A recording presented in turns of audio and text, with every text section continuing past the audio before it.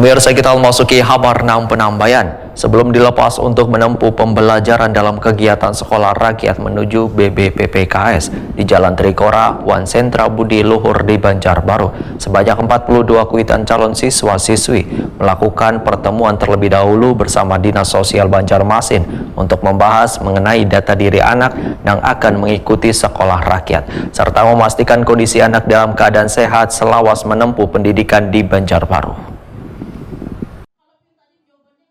Sebelum dilepas untuk menempuh pembelajaran dalam kegiatan sekolah rakyat menuju BBPPKS di Jalan Trikora, Wan Sentra Budi Luhur di Banjarbaru, sebanyak 42 kuitan calon siswa-siswi melakukan pertemuan terlebih dahulu bersama Dinas Sosial Banjarmasin.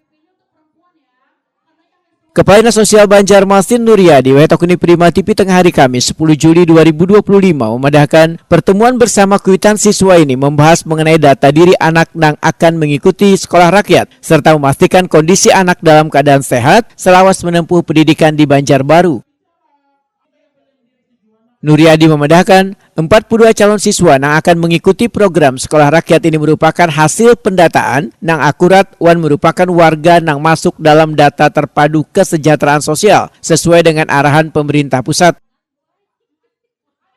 42 anak yang terdata ini, 3 diantaranya akan menempuh pendidikan di tingkat sekolah menengah atas, dan sisanya menjalani pembelajaran di tingkat sekolah dasar dan sekolah menengah pertama. Nuryadi berharap hadirnya program sekolah rakyat yang dicanangkan oleh Presiden Republik Indonesia Prabowo Subianto ini menjadi langkah konkret dalam mengurangi angka putus sekolah di Indonesia, khususnya di Banjarmasin. Kita Banjarmasin alhamdulillah ini hampir 50% dari penerimaan siswa baru sekolah rakyat untuk Dinas Sosial ini kurang lebih 47 siswa, terdiri 3 siswa SMA, 39 siswa SMP. Nah, hari ini wacananya tanggal 14 mereka akan kita antar ke Budi Luhur dan di PPKS Banjarmasin di Banjarbaru, ya. Itu akan kami antar lewat 2 buah bis yang untuk mengantar anak-anak kita yang bersekolah di sekolah rakyat. Nah, harapannya hari ini pertemuan kita pertama kita minta isikan data-data yang dibutuhkan oleh tim daripada sekolah rakyat, data kesehatan, ya. Kita tadi juga mengundang dari Dinas Kesehatan untuk menjelaskan syarat-syarat yang diperlukan daripada anak yang akan mengikuti sekolah rakyat itu. Oke, Pak, ini apa aja Pak pembekalan yang dikasih nih Pak dengan orang tua siswa? Pembekalan selain mengisi data riwayat anak itu sendiri lewat Dinas Kesehatan, juga mengetahui sedini mungkin, ya, penyakit-penyakit mungkin kalau ada peserta itu yang di sekolah, sehingga nanti dalam mereka melakukan pembelajaran sudah deteksi sedini mungkin agar nanti tidak teledor terjadi keterlambatan pertolongan pada anak tersebut.